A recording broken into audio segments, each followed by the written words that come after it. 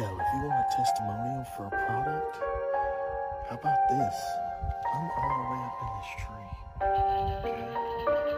My head right now is probably close to 20 feet. And I just realized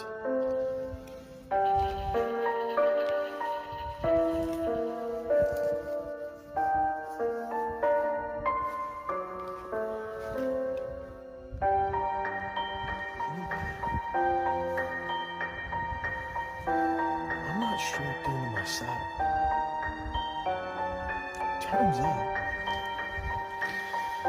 you don't even need the straps that go between your legs. I guess they're just for liability.